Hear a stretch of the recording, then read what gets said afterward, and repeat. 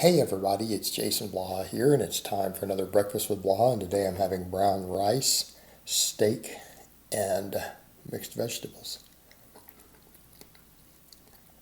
All right, let's talk a little bit about food and bulking. And this is, again, kind of based upon what I deal with my clients.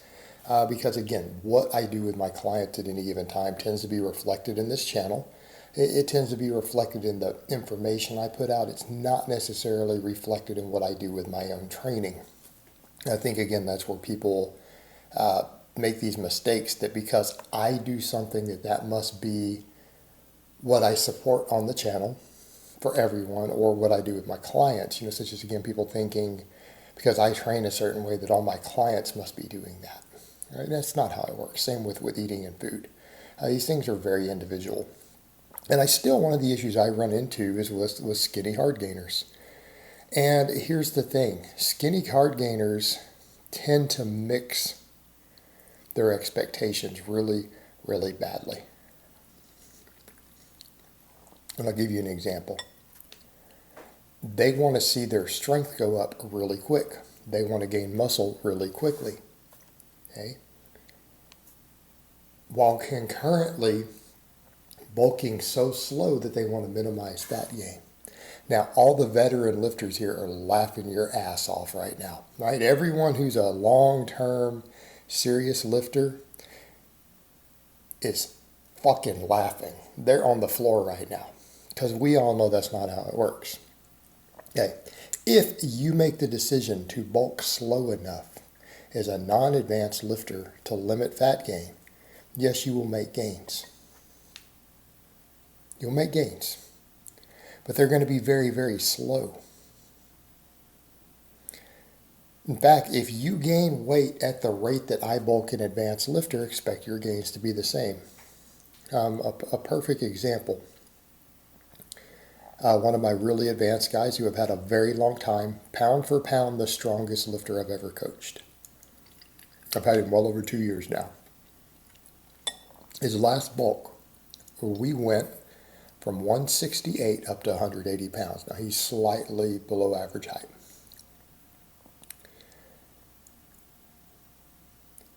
In that time period, his squat went from 455 to 500. His bench, I don't know, about 310 to 320, which he's maintained it. He's maintained it after his cut. Deadlift was low 500s up to 565 in that year. 12 pounds of weight gain to get there. Now, when I will say to a more novice lifter, well, you could gain at that rate, and it's probably going to be all muscle, right? You're not going to gain fat. As you can gain a pound of muscle a month. But here's the thing. If you bulk like an advanced lifter, expect to make gains like an advanced lifter. Ooh. He gained 12 pounds in 1 year. How much did his squat go up? 45 pounds. Now, when you're an advanced lifter, a 45-pound increase in your squat is monstrous. But what's 45 pounds for a noob? What if you squat 225? 45-pound increase. That's less than 5 pounds a month. So if you're squatting 225, don't expect to squat 235 a month from now, bulking that way. Don't expect to squat 245 in another month. You're not going to go up 20 pounds on your squat in 2 months. It's just not going to happen unless you're a little tubbier. Okay, that's different. Guys can recomp who have more body fat. Skinnier guys are not going to really recomp. They're going to need to gain weight. And their muscle growth is going to be pretty proportionate to their weight gain. And when you say things like, I want to minimize fat, understand that that is a trade-off. That's not a free thing. Well, I want to minimize fat and gain, just almost all muscle. And there's nothing wrong with that because that's your goal. But understand, again, it's a different type of delayed gratification. You can pick to have delayed gratification on your gains themselves, or you can pick to have delayed gratification on your body composition. In other words, to make really good gains, you may need to go from 15 to 20% body fat while bulking. You just simply might have to. If you want to make solid progress, if you're going to be at 15% or 16% and stay there, you're going to make a third of the gains.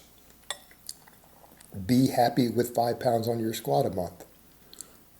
And what I mean is 5 pounds. So if you squat 225 and you bulk that way for a year, you're not going to squat 300 pounds at the end of that year. But you accepted that when you said, I want to minimize fat gain. In other words, what does minimizing fat gain really mean? Your body composition doesn't get worse. Your percentage stays the same. It's pretty much lean bulking. It's very, very slow. And then guys will do that and go, well, man, I've been doing this for 9 months and I still don't look like I lift. And it's like, because you slow bulked for 9 months.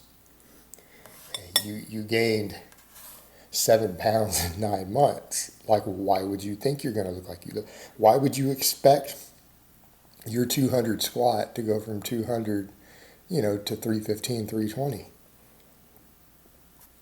That's an unrealistic expectation. Now, you guys just saw Robbie, my kid Robbie, bulked. And what did I show you guys for a 1 year thing? He gained 30 pounds. His squat went from, what was it, like 190 pounds? Up over 300. He now squats mid 300s. He's deadlifting mid 400s. But he's a taller guy, though. He's like 6'2". Some of you have seen his vlog, actually. Because he does have a vlog. He puts up his lifts at least. I had him over a year and a half now. But he was skinny, skinny, skinny. He's been willing to put on 35 pounds. Now, this is a guy who did 30 pounds in 1 year. I've also linked him doing shirtless pull-ups and stuff. He's still not fat. He gained fat, but he was willing to put on 10, 12 pounds of body fat with that 30 pounds of body weight. Still, muscle growth outpaced fat, but he gained fat, and it's visible. He did gain fat. But that is how bulking works for skinny guys. You don't come in and say, well, I want to gain 1 pound a month because I want to really minimize fat gain. That's okay. But don't expect to make tons of gains. It's just not going to happen. You're trading for that other goal. Now, the ironic part is these guys who struggle with the eating like this, who are skinny, even if they do a 40-pound bulk, they're going to be able to trim all the fat off in just a few months. Right? They really will. It won't take them any time at all to lose it. But again, the point here, you have to temper your expectations. All right, guys, but that's really all I have to say on that today. I hope it's been informative, and I will talk to you guys next time.